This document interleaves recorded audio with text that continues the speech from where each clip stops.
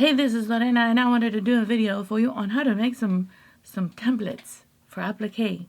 And also too, in this video, I'm going to also make some templates for quilting. Well, it just kind of turned out that way. So I really do hope you like this video, and I'll see you in the template making. There's 3 different ways to make them, and I'm just going to share with you my 3. All right, I'll see you in a minute. All right, bye. One way to make them is using freezer paper, and when I did my perfect heart tutorial, I'll link it up here.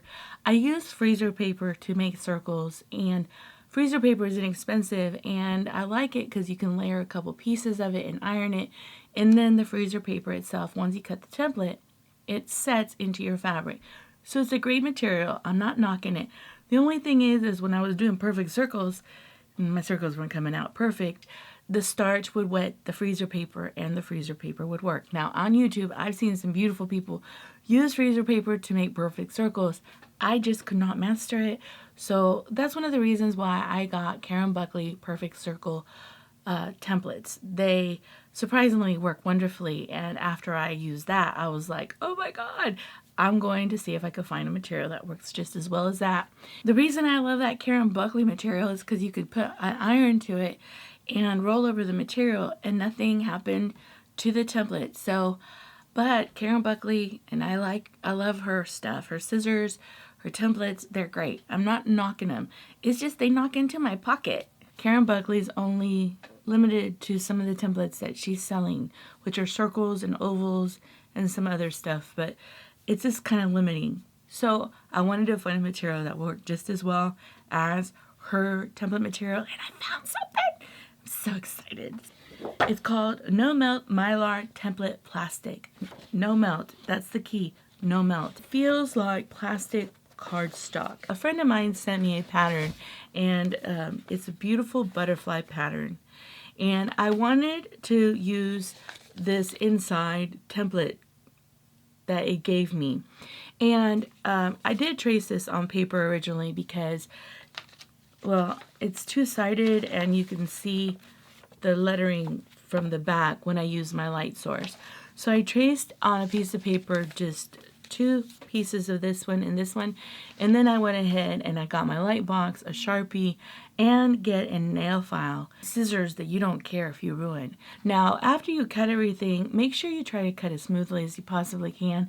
And then I ended up finding that my templates had burrs, and that's why you have your nail file and you go ahead and just nail file the burrs, and it smooths off the edges. And you want your edges smooth because you're going to turn the fabric over and you want the fabric to sit smoothly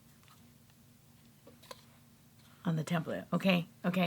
I wanted to make a whole bunch of butterflies, and I went ahead and I wanted to use a program that I use. I love this program.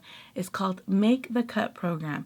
The reason I really love it, it's when you can find a clip art design and save it on your desktop, you can grab it and it will trace the design into the program, and then you can go ahead and resize it, shape it, get rid of some of the stuff that you don't like, and it just gives you a lot of design opportunities. And the program itself, it's a free trial. You could use it as long as you want for free, but if you want to transfer the designs and save them, you have to purchase it.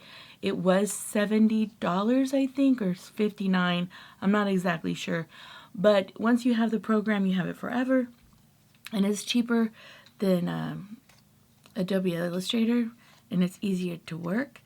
I use this a lot to make decals, and I use this a lot to make vinyl cuts for my clients who want designs, and also too, I use this a lot for this.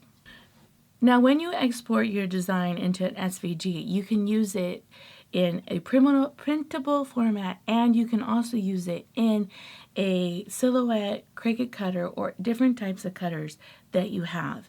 It becomes a cuttable program. When I do a lot of my decal work or vinyl work, I use Cricut. Cricut cuts vinyl like butter. I love Cricut.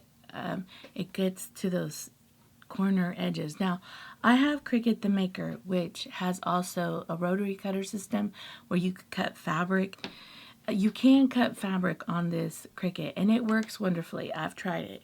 this thing is a gem. So upload, browse, open. So there is my cutting designs, if you could see it right here. So on my cutting mat, I went ahead and I picked a design and I'm moving it around. I have 3 different sizes because I want to make myself 3 different size butterflies. I go to make it, and then I used artboard, and I used more pressure if you're going to use this product. The great thing about the It Cuts, you can do this with any design. Now, Cricut itself has its own program, but I found sometimes when you're uploading a clip art design from the internet into the program, it doesn't transfer as beautifully as Make the Cut, but it still works. I'm not saying it doesn't. I just think Make the Cut transfer this design with more detail, which sometimes more detail is better when you're making something. The neat thing about doing it this way is you have 2 different types of butterflies. One that you can use for applique and one that you can use for long arm quilting or quilting, because this becomes a traceable design that you can use to design on a quilt. I'm going to probably save a lot of these that I've cut out so that when I'm quilting on this heart quilt, do you see the butterflies flying through my heart? I'm going to do a couple of them and make them, but long arm, like shadows. I really do hope you like this video, and I'll see you on the next one. The next one is how to make this from this template to this fabric applique. It's coming soon. All right, I'll see you in the next one. Bye.